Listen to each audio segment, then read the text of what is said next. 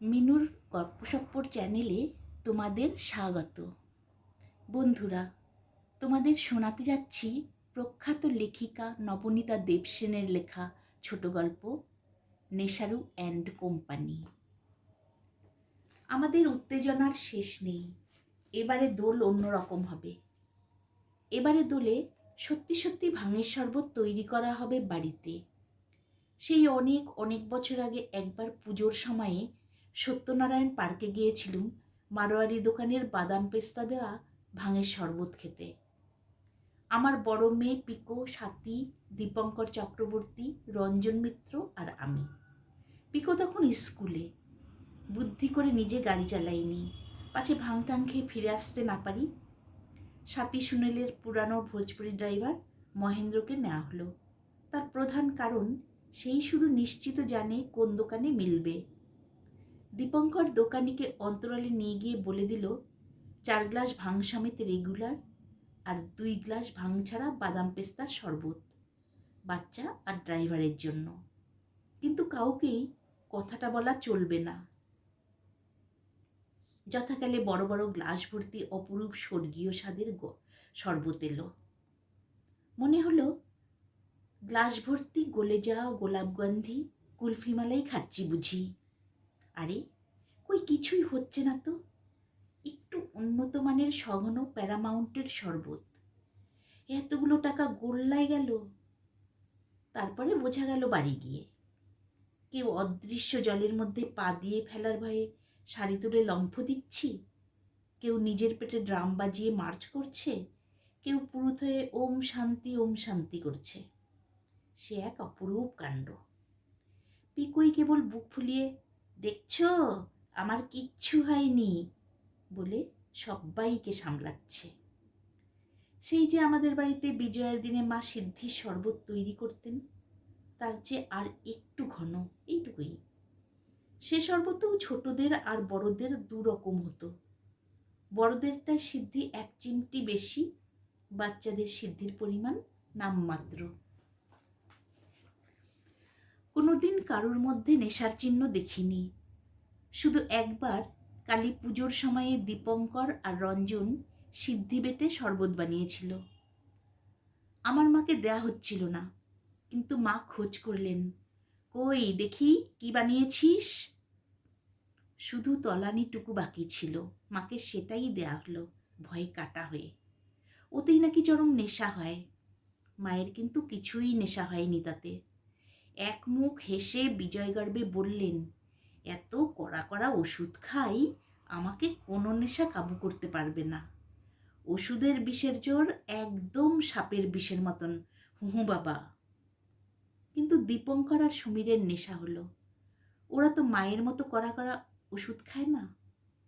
সমীর ছিল আমার পাতানো ছেলে। রার বাংলার এক গ্রামে তাদের বাস। সমীরের কথা আপনারা জানেন, সেই যে ভক্তিমান ছেলেটিকে কুম্ভ মেলায় পেয়ে ছেলে পাতিয়ে নিয়েছিলুম। রঞ্জনের বেদম ঘুম পেল, আর কিছু নয়। আমারও ঘুম ঘুম পাচ্ছিল। পিকুটুম্পাকে সিদ্ধি দেওয়া হয়নি, বলাও হয়নি কিছু। ওদেরই সিদ্ধি খেয়েছি ভেবে উত্তেজনায় ঘুম ছুটে গেল। নানান পাগলামি করতে লাগলো, যেমন কালী সাজা। সমীরের আর দীপঙ্করের মত্ততার 2টি উদাহরণ দিচ্ছি। প্রথমে দীপঙ্কর। আমরা স্থির করেছিলুম মায়ের ঘরে নো এন্ট্রি বোর্ড লাগিয়ে দেব। কিন্তু দীপঙ্কর কথা শোনার ছেলে, তদুপরি সিদ্ধির দ্বারা শক্তিমান।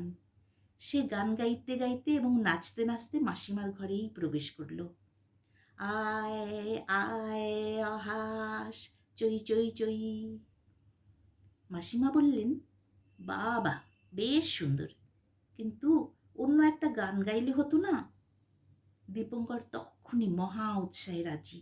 সে চিৎকার করে যাত্রাপালার গান ধরল নাটকীয়ভাবে, হাত পা নেড়ে।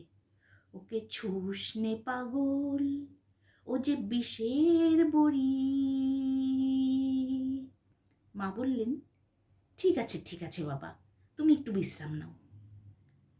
ইতিমধ্যে মজা বুঝে পিকো টুম্পা একটা বজ্জাতি শুরু করেছে।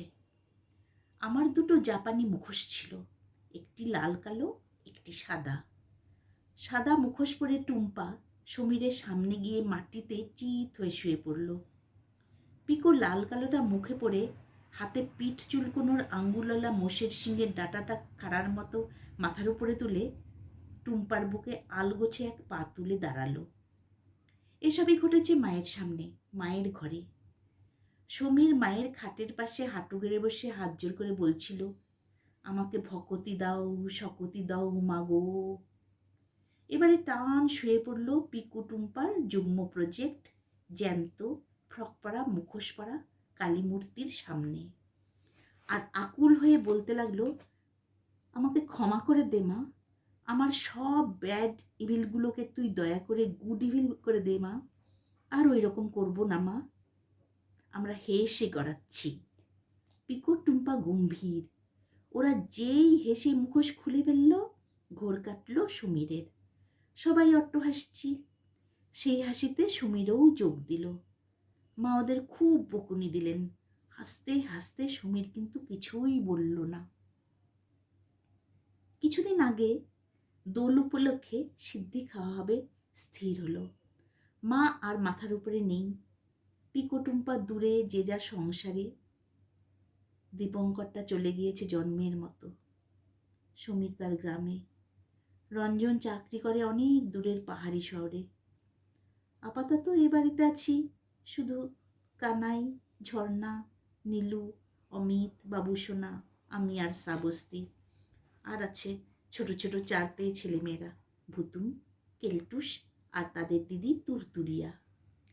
শ্রাবস্তি বলেছে অফিসের বন্ধুদের কাছ থেকে একটু ভাং চেয়ে আনবে, তারপরে শরবত বানানো হবে।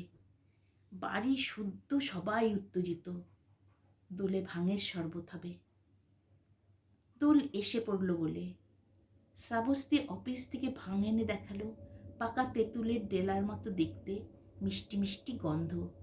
সে শিখেও এসেছে কেমন করে এটা দিয়ে শরবত বানাতে হয়। অবশ্যই এমন না যে ও না জানলে কেউ বানাতে পারবে না। কানাই জানে বাঁকুড়া স্টাইলের সিদ্ধির শরবত, আর নীলু জানে ওদের ক্যাম্পের স্টাইলের সিদ্ধির শরবত। কানাই বলল, ওদের গ্রামের ভাঙের শরবতটায় ওরা ক্ষীরমালাই গুলে দেয়। আর নীলু বলল, ওদের ক্যাম্পের সিদ্ধি শরবতটায় বাদাম পেস্তা পেটে দেয়। শুধু ঝর্ণা বলল, সে কোনো দিন খায়নি, ভাঙের শরবত বানাতেও জানে না, খেতেও চায় না। দূর দূর, যত নেশার জিনিস। আমরা নিশ্চিন্ত, একটা না একটা বানানো হবেই হবে, চয়েস অনেক। আফিম নয় তো রে, আফিমের ডালাও কিন্তু এমনি দেখতে হয়। আরে দূর, কেউ ফ্রিতে আফিম দেবে? আর মাগো, তোমার আমার কাছে আফিনও যা, ভাঙও তাই। ওরা কাছেই রইল ভাঙের ডালা, ওর কাছেই রইল ভাঙের ডালা। এমনই কপাল, একটু জমিয়ে সবাই মিলে ভাং খাবো কি, ঠিক দোলের আগের দিন কেলটুস ভীষণ অসুস্থ হয়ে পড়ল। খালি মাথা ঘুরে ঘুরে ঠসঠাস করে মৃগী রুগীদের মতো মুখ ঠুকে মেঝেতে লুটিয়ে পড়ছে, থ্যাবড়া হয়ে চার পা এলিয়ে। আহা, ঠিক যেন সদ্যজাত বাছুর। যন্ত্রণায় চোখ বুজে আসছে। মাঝে মাঝে মনে হচ্ছে অজ্ঞান হয়ে পড়ছে। এ কি রে বাবা, কুকুরদের আবার মিগি হয় নাকি? শুনি তো কখনো। মুখে অবশ্যই গ্যাজলা উঠছে না। আমরা গিয়ে বুকে হাত দিয়ে দেখছি হার্ট চালু কিনা। পশু প্রাণীর ডাক্তারবাবুকে পাওয়া গেল না, বাইরে গেছেন। কেলটুসের জন্য আমরা ভেবে অস্থির। ইতিমধ্যে শ্রাবস্তি তার ট্রাউজার্সের পকেট থেকে ভাঙের ডালাটা আনতে গেল, কানাইকে দিয়ে দেবে। সে ওটা দিয়ে যা পারে করুক, বাঁকুড়া হোক কিংবা ক্যাম্প, এসে যায় না, যা হয় একটা কিছু হলেই হলো। তরিবোধ করে সিদ্ধির শরবত খাওয়ার ভাবনা এখন চুল হয়ে গেছে। কেলটুসের জন্য সবাই উদ্বিগ্ন। একটু পরেই শ্রাবস্তি এসে খুব উত্তেজিত গলায় বলল, আমার প্যান্টের পকেট থেকে ভাঙের গোল্লাটা কে নিল? প্যান্টটা মাটিতে পড়ে আছে, পকেটে ভাঙের ডালাটা নেই। কে নিয়েছে বলো শিগগির। কেলটুসোর পিছু পিছু একটুখানি এসেই ফের চার পা ছেত্রে পড়ে গেল। আরও কিছুক্ষণ খোঁজ করার পরে আমাদের একটা সম্ভাবনা মাথায় এলো। আচ্ছা, গন্ধে গন্ধে লোভী কেলটুস প্যান্টের পকেট থেকে ভাঙের ডালাটা খেয়ে ফেলেনি তো? নিশ্চয়ই তারই ফলে এত মাতলামি করছে। কি কাণ্ড! যাক, তাহলে আর ভয়ের কিছু নেই। শুধু একটু তেঁতুল গোলা কি লেবুর জল? না, কেলটুস টক ভালোবাসে না, কোনোটাই খাওয়ানো যাবে না। কি করা? আহা, একটু দুধ খাওয়ালে হয় না? কিন্তু কেলটুস কিছুতেই খেতে এলো না। চলতে গিয়ে পড়ে যেতে থাকলো, আর সেখানেই শুয়ে ফুরফুর করে নাক ডাকিয়ে ঘুমোতে থাকলো। তার খিদেই পেল না। থাকুক অমনি করে, আস্তে আস্তে ধাতস্থ হয়ে যাবে, বিষ তো নয়। দুদিন ধরে ওর ঘোর কাটেনি। কুকুরছানা তো, পরিণত বয়স্ক কুকুর হয়তো আর একটু দ্রুত সেরে উঠত। আস্তে আস্তে সুস্থ হয়ে উঠল কেলটুস।